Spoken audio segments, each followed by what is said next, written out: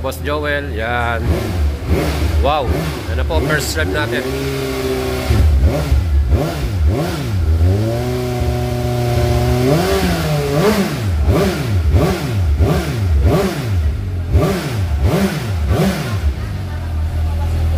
Ganda ng tunog, idol. GSX 750 mga idol. Napaka-solid na exhaust sound. Inline 4. Shout out po sa ating idol, Boss Darwin from Malisike. Yan.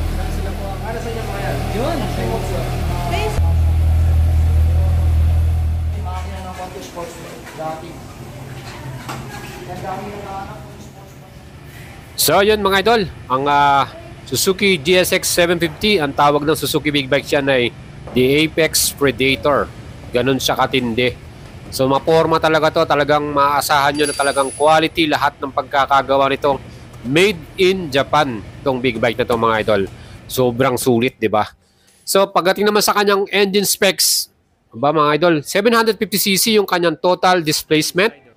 4-cylinder to, 16 valves. Kaya talaga yung exhaust sound talagang solid na noon, lakas. Liquid cooling na rin to, electronic fuel injection, double overhead camshaft. Talagang performance ito at handling quality talaga. Siyempre meron tong 6-speed constant mesh transmission, Euro 5 compliant na rin to, but wala tong equipped na sleeper clutch. Maximum power nito 112.6 HP at 10,500 RPM.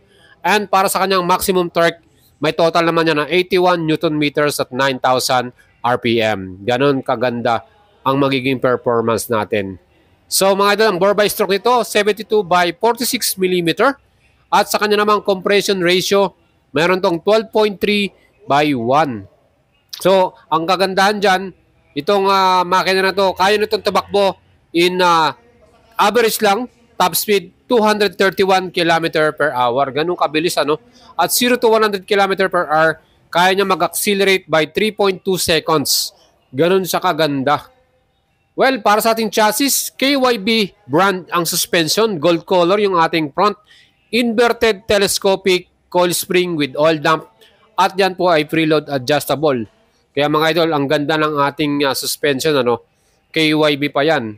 So dito sa ating rear suspension, KYB brand din to, link type, monoshock, preload adjustable din.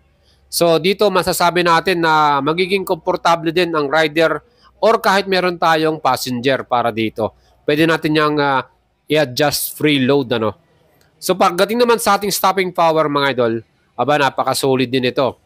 Dual pedal disc ang nakalagay dito sa front. 4 piston yan, Nissin caliper ang ginamit with anti-lock braking system. O, di ba mga idol? Very confident tayo pagdating sa stopping power natin. Ano? Siyempre sa ating likuran na brake, meron din tong pedal disc single, 1 piston Nissin caliper ang ginamit at equipped to ng anti-lock braking system. So may ABS tayo harap at likod. Plus meron ding equipped ito na traction control, 3 modes pa yan. So meron tayong sport mode, road at saka rain mode para sa traction control. Ang gulong naman na ginamit, iba quality rin. Bridgestone Battlocks, ang size sa harapan 120/70 by 17 inch. Sa likod naman 180/55 by 17 inch. Parehong tubeless yan mga idol. Quality yung grip natin para sa ating tire. Ano? At ang wheelbase sa sukat ito 1,455 mm. Para naman sa total weight ng GSX 750 mga idol, curb weight ito kasama ng oil and gas 213 kilograms. Yun po yung kanyang total weight mga idol.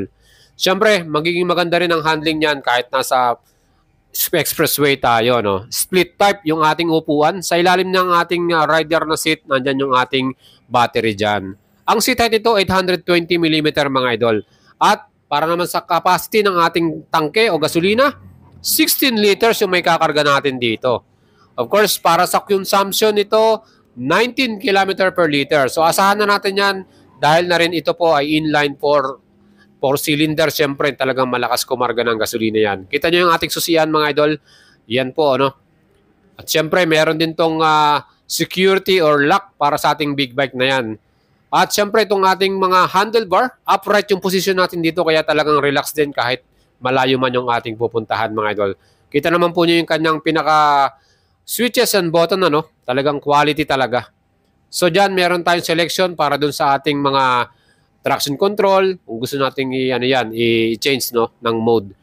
Plus Suzuki Easy Start System isang pindot mo lang sa switch button na yan, start kagad dyan, hindi na kayo mahihirapan. Mga idols, itong ating display, LCD display to mga idols. At siyempre nasa gilid yung mga indicators niyan, yung ating ABS, yung ating neutral, at meron tayong gear indicator dito, RPM, yung ating speedometer, fuel gauge, yung ating temperature, at siyempre yung trip meter natin. Plus meron na rin tong clock.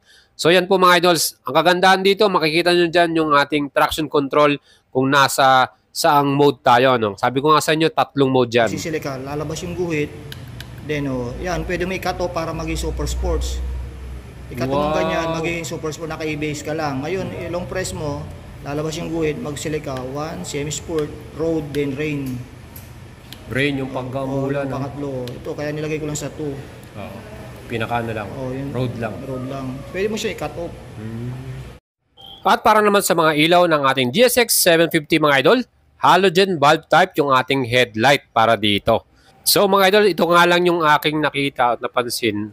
Panalo sana to kung naka-LED lights yung ating headlight, di ba? Pero nag-complement din naman yung ating pinaka-signal light. So, depende na rin sa mga bibili nito o buyer. Pwede naman nilang i-upgrade yan or palitan ng accessories, yung mas magandang ilaw. Siyempre, yung ating taillight, yan naman LED, yung pinaka-brake light natin sa likuran. So, yun overall, mga idols, mapapansin naman natin talagang sulit din talaga itong GSX S750, 750cc, inline 4, di ba? At siyempre, sa presyo na 568,000 pesos yung kanyang SRP. Aba, sulit na sulit. Kita niyo yung mga parts niya, yung kanyang footrest, yung mga apakan ng rider, talagang super quality talaga. Napakatibay at quality din talaga. Yung mga version nito, meron tayong metallic Triton Blue, merong matte gray, merong brilliant white, at yung isa pa, matte black naman yung isa pa. So yan po yung mga available nating kulay para sa GSX 750. At kung kursunan nyo pong bumili nito mga idols, pwede nyo akong i-PM sa ating FB page, Boy Salavarria, like and follow nyo yan. Message nyo lang ko dyan mga idol. Sige, go. And here mga idols, meron sakto na nagpapa-PMS ng GSX 750. Naka-slip on siya na Termino Gnoni na exhaust. Titanium siya, at yan po ay may halaga na 30,000 plus. Laki din ang pala ng presyo nito.